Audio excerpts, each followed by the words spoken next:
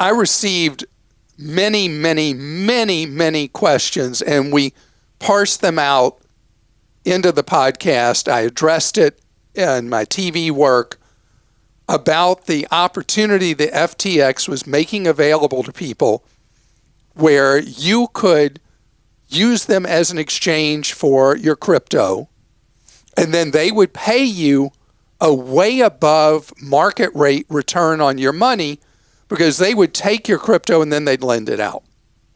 Well, crypto and exchanges are not regulated in any way like normal money. And I was trying to explain to someone the other day who just couldn't get the concept. I want to take you back. There was a time in American history where, particularly in frontier America, money was issued by individual local banks. I know this is weird to think of, but people lived so local in isolated areas. And so the bank where people would deposit their money would also print money, kind of like what we refer to today as scrip, non-governmental money that's like an IOU. And that's what people would use. And then the bank would go bust and whatever money people had in the bank was gone.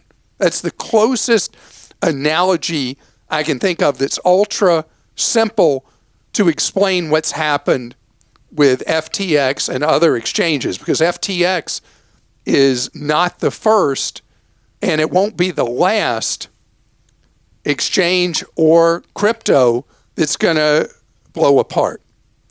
And I kept saying to people who were calling me and contacting me and asking us questions here on the podcast, I kept saying, understand, there's no FDIC, there's no oversight of what's happening with your money, and there's a reason that you're getting a way above market rate return on your money because of the risk that it entails.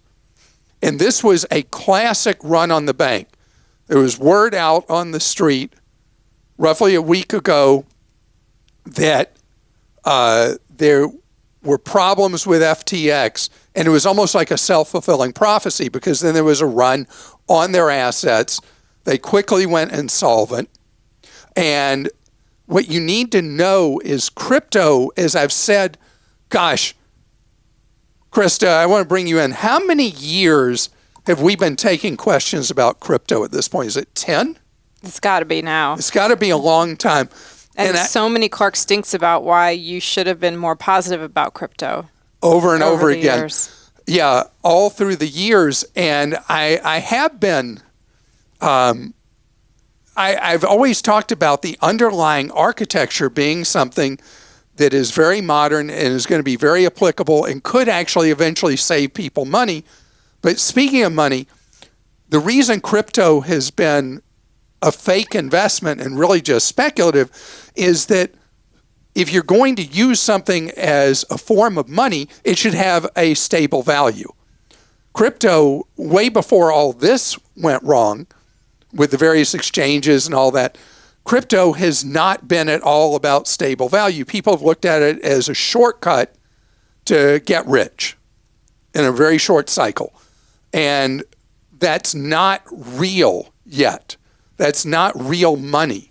And until you can go in somewhere and use your Android or iPhone and just buy something with crypto, it's not the real deal yet. And have a value that the merchant is comfortable accepting that money and you're comfortable holding money in that crypto. We're not close. And I talked before about the celebrities who've been doing all these endorsements. And in the Super Bowl this past February, it was a who's who of famous or near famous people who were touting crypto, and they all have egg on their face. But the interesting thing, do you know a lot of them took their payment in the crypto that they were pitching, and now they're wiped out too? Reputational harm, and they don't have the money for having put their reputation at risk. Now, what's going to happen next in the United States? Nobody really knows. There's this big intramural fight going on in Washington. Politicians, the regulators, all trying to figure out who is going to set up rules for crypto? Because the result of people losing billions upon billions of dollars is somebody wants a cop on the beat. But that cop on the beat has to allow the creativity and ingenuity that underlines these new forms of money to have an opportunity to flourish, at the same time protecting people from scams and from insolvent enterprises. So is Washington going to get that right? Beats me. But what you need to know is never, ever, it's like if you went to Vegas. You never want to gamble away money that you have to have. You never want to buy the power thingy ball or big game thingies, as they're both called. That one of them was just like $2 billion or something. Powerball, Mega Millions. Did you buy one of those? I didn't. Nope.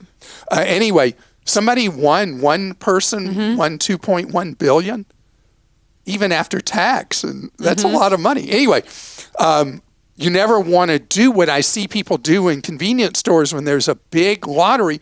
They start taking away money that they need to pay their bills because they're trying to get that big score. You can't do that with gambling. You can't do that with speculating, because speculating by its nature, you could hit a big score, but the greater odds are that you lose money. And in this case, people are losing potentially all of it.